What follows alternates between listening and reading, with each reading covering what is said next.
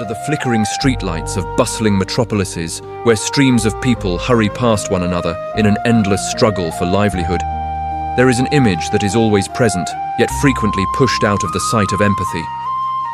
These are men, middle-aged or elderly, sitting huddled by the roadside, stretching out their hands to beg for alms from their fellow human beings. If we observe closely, we will recognize a bitter truth that follows a certain pattern. Men fall into the state of being homeless and roofless, forced to beg far more often than women, and cruelly, the coins dropped into their tattered hats are always scarcer. The eyes that look upon them are always filled with scrutiny or even harsh judgment rather than compassion. To explain this ironic phenomenon, we cannot rely solely on economic statistics or the surface-level arguments of sociology. Hidden deep beneath those ragged clothes and grimy hands is a tragedy of human psychology. It is the collapse of the monumental expectations that the era places upon the shoulders of the male sex, and a mirror reflecting the selfishness within the very compassion of the masses. Through the lens of Eastern philosophy, particularly Buddhism and Taoism, we can peel back each layer of mist to see through this invisible pain. Modern society, with its cold pace of elimination, has always ingrained a steel-like prejudice into the consciousness of every human being from birth. Men are defaulted to be the stronger sex, the symbol of the radiant sun, of integrity, and the capacity to provide. They are born with the mission to be a pillar of support, to protect, and to bring material value to those around them. The life of an ordinary man is a series of days spent straining to maintain the status of a giver. However, life is inherently impermanent, a concept known as anicca. When crises strike, such as bankruptcy, job loss, illness, or family breakdown, a man loses all his assets and the tools to prove his worth. The greatest difference between men and women when facing the abyss of life lies in their mental resilience. Women carry within them the qualities of the earth, being soft, patient, and highly flexible. When encountering adversity, they easily humble their ego, seek help from the community, and perform the smallest tasks to survive and rise again. Conversely, when a man's pride is broken, he often undergoes a total internal collapse. His ego, or Atman, is too large. When he is no longer able to be the protector or the provider, he feels he has lost the right to exist in public. Utter despair leads to an attitude of complete surrender. They choose to step out of all social ties, accepting the lowliest status of a beggar, because in their own minds, they have already judged themselves as having no further chance to return to being a true man. So why does the crowd turn its back on them? This is when the concept of the discriminatory mind, or Vikalpa in Buddhism, reveals itself most clearly and cruelly.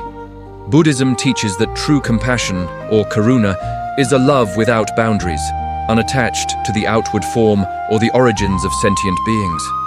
Every living being suffering through hardship deserves an outstretched hand of help. But mundane humans cannot do this.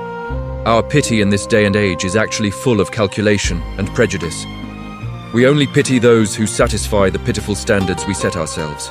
A crying child, a hunched elderly woman, or a disabled woman easily arouses sorrow because they represent natural vulnerability. Helping them makes us feel noble.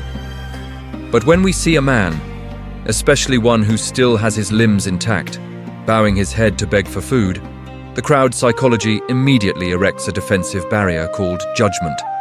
The masses look at that man as a lazy person, a betrayal of the natural law of labor and contribution. The act of a man stretching out his hand to receive alms overturns the psychological order that society is accustomed to. We refuse to give them money because we are angry at their surrender, forgetting that for a healthy man to throw away all his pride and self-respect into the black mud to go begging, his inner self must have endured ultimate trauma and pains that cannot be put into words. The coldness of the world is a testament to a compassion that is still deeply flawed, loving only the surface without understanding the profound suffering of a shattered spirit. To look deeper into this surrender, Taoism brings a liberating and sharp perspective through Zhuangzi philosophy of great uselessness. Zhuangzi once told the story of an ancient tree that lived for 1,000 years in the old forest. Good, straight timber trees were all felled by woodsmen to make tables, chairs, or house pillars, eventually perishing at the hands of men. Only that ancient tree, because its trunk was gnarled, twisted, and its wood could not be used for anything, was left untouched. Thanks to that uselessness, it lived out its natural lifespan, undisturbed by anyone. Applying this philosophy to the image of the male beggar, we see a reality that is both heartbreaking and deeply reflective of a hidden resistance against modern society. Today, humans are valued by their utility.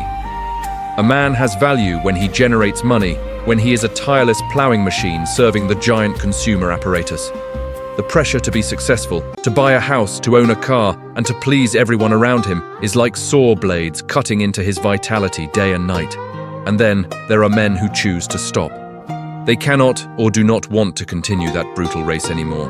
By becoming a homeless beggar, they turn themselves into a useless tree in the eyes of the world. They accept contempt and cold gazes in exchange for a negative but absolute freedom.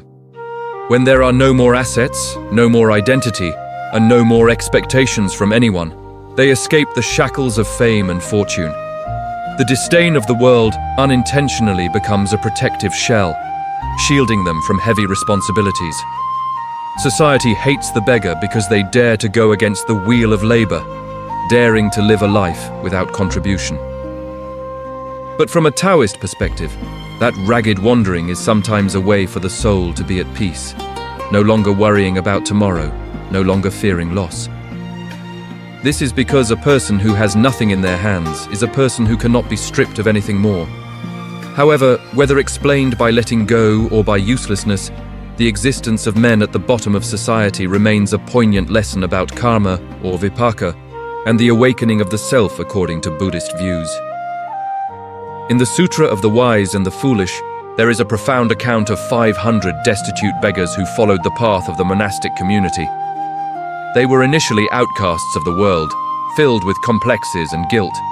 However, when illuminated by the Buddha, they realized that material poverty is merely the result of karmic conditions from the past, perhaps arising from greed or arrogant pride. More frightening than the poverty of food is the poverty of the soul, which is the attachment to a self that has already rotted. A man who begs often carries a greater mental affliction than a woman, because it is very difficult for him to move past his resentment toward fate. They are trapped in a glorious past, or the bitterness of being turned away by their fellow humans. The stories of mendicants finding nobility when letting go of pride remind us of a truth, that destitution is not the end of life, but despair, and the refusal to look back at oneself are the true hell. When a wandering man knows how to accept his current circumstances without blame, viewing his alms-seeking footsteps in the stream of life as a process of settling karmic debts and purifying the inner self, begging, then, is no longer a humiliation. It becomes a great lesson in stillness amidst the storms of life. Our apathy toward the men drifting on the roadsides also reflects a chronic ailment of the modern lifestyle. We are living in an era where everything is weighed and measured by appearance. Even charity or almsgiving is turned into a performance to satisfy the moral ego. A man who is grimy, silent, with a hardened and indifferent face does not give us the satisfaction of bestowing favor. We reject them because they remind us of our own fragility and of the terrifying truth that anyone, no matter how strong and proud they once were, can one day lose everything and fall into the deep abyss of hopelessness. Next time, when you walk across an intersection and see a man huddled by the roadside begging, please stop your judgment for a moment. Behind those tired eyes and that ravaged body is not necessarily just a lazy worker. It could be the ruins of a person who once bore weights of expectation too great, only to collapse completely. It could be a soul in seclusion, choosing to be rejected so as not to have to chase after the vain material values that hurt them. And it could also be a sentient being quietly stepping through days of paying off karma, learning the bitterest lesson about letting go of the ego. Instead of coldly brushing past with the thought that this person is not worthy of help, understand that every drifting life carries a deep wound. True compassion does not need a rational reason or a perfect object to be given. It is simply the resonance of a human heart before the pain of a fellow being, transcending all prejudices of gender, strength, or utility. Because at the end of existence, when all titles and social roles are stripped away, We are all passengers on the same train of impermanence, known as samsara, leaning on one another to find a bit of warmth amidst this cold human world.